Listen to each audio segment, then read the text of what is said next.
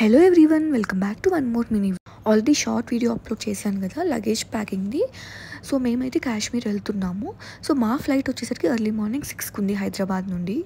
Direct flight అయితే కాదు, Hyderabad to Delhi, మళ్ళీ ఢిల్లీలో కనెక్టింగ్ ఫ్లైట్ ఉంది, ఢిల్లీ టు శ్రీనగర్.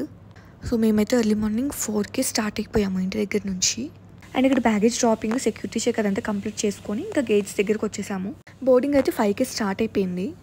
మాకైతే చెక్ ఇన్ బ్యాగేజ్కి 15 kgs అండ్ క్యాబిన్ బ్యాగ్కి 7 kgs ఇచ్చారు.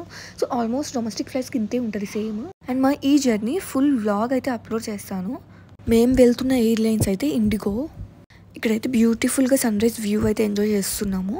ఎర్లీ మార్నింగ్ ఫ్లైట్స్కి ఇదే బెనిఫిట్, చక్కగా మంచి వ్యూస్ అయితే ఎంజాయ్ చేయొచ్చు. Hyderabad to Delhi journey time అయితే 2 hours పట్టింది. మేమైతే ఎర్లీ మార్నింగ్ స్టార్ట్ అయ్యాం కదా, సో ఫుడ్ ఏం తినలేదు. ఇంకా ఫ్లైట్లో తెలిసిందే కదా ఫుడ్ ఎలా ఉంటుందో, సో మేమేం ఆర్డర్ చేయలేదు ఇంకా ఫ్లైట్లో. అండ్ ఇక్కడ ఢిల్లీలో అయితే ల్యాండ్ అయ్యాము. మాకైతే టెర్మినల్ 3 ఇచ్చారు అండ్ మా కనెక్టింగ్ ఫ్లైట్ వచ్చేసరికి టెర్మినల్ 2.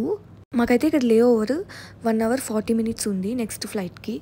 టైం ఉంది కదా అని చెప్పి మేము ఫుడ్ తిందాం అనుకున్నాం ఇక్కడ ఎయిర్పోర్ట్లో. బట్ సెక్యూరిటీ చెక్ అదంతా కంప్లీట్ చేసుకునేసరికి మాకైతే టైం అయిపోయింది, బోర్డింగ్ టైమ్. అండ్ శ్రీనగర్లో ల్యాండ్ అయిన తర్వాత మేము ఫస్ట్ ఏ ప్లేస్కి వెళ్ళాము, ఆ డే ఎలా స్టార్ట్ అయింది అని చెప్పి నేను వీడియో అప్లోడ్ చేస్తాను. సో డెఫినెట్గా మిస్ అవ్వకుండా చూడండి. ఈ వీడియో నచ్చితే డెఫినెట్గా లైక్ చేయండి, షేర్ చేయండి అండ్ సబ్స్క్రైబ్ చేయండి.